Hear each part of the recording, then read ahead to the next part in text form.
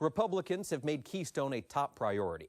And with the GOP firmly in control of Congress, lawmakers took the next step this week in the Senate. This pipeline could already be a zombie pipeline. Dead man walking. From the opening salvo, partisan bickering over TransCanada's proposed conduit to deliver Canadian oil sands crude to refineries in the Gulf of Mexico reverberated through the Senate. The president has already told us he's going to veto this bill. So what the heck are we doing here? I'll tell you what I think we're doing here, and I think the facts support this conclusion. But first, what you have to understand what's going on here is that the Republican Party has become the political wing of the fossil fuel industry. Opponents cite issues ranging from environmental concerns to a lack of permanent jobs, to the current worldwide glut of oil as reasons to reject Keystone XL. But those in favor of the project point to the prospect of North American energy independence in an era when traditional oil-producing nations increasingly teeter on the brink of instability. And Mr. President, you come from an energy-producing state, as do I. We know the significance of the jobs that come to our states and our local economies.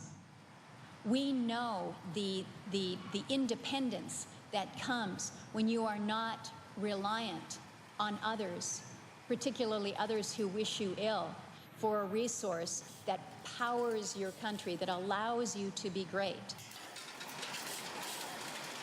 The most strident resistance to the pipeline has boiled to the surface in the Cornhusker state. At 830,000 barrels per day at 2% is 16,600 barrels per day leaking undetected in my water, on my property.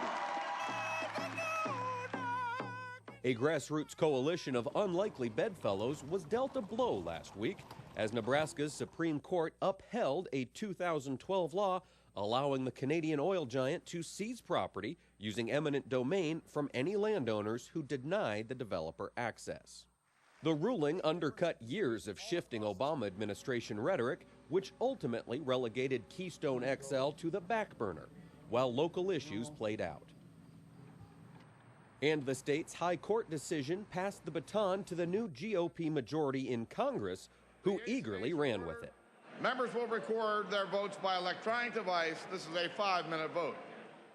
But the legislation has yet to cross the finish line as senators dig in their heels for what could be a marathon session of late nights and weekends wrangling over amendments to the prospective bill. I don't understand what the hurry is. I do want to hurry on energy policy, but it has much more to do with getting the tax credits, clean energy incentives in place that will unleash thousands of more jobs and give predictability.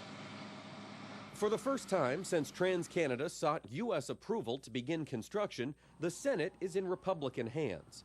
And now the proposal appears to command ample bipartisan support to assure its approval, if not enough to override a veto from the White House.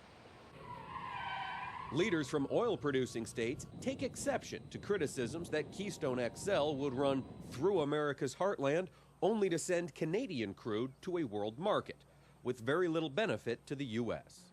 It's not just carrying Canadian crude. It carries crude from my state of North Dakota and the state of Montana. Light sweet Bakken crude goes into this pipeline as well. Everybody talks about the Canadian crude, but they forget that this moves domestic crude as well. My state alone produces 1.2 million barrels of oil a day, and we're moving 700,000 barrels a day on trains because we can't get enough pipelines. So here we want to put 100,000 barrels a day into this pipeline, and we've been waiting for 6 years.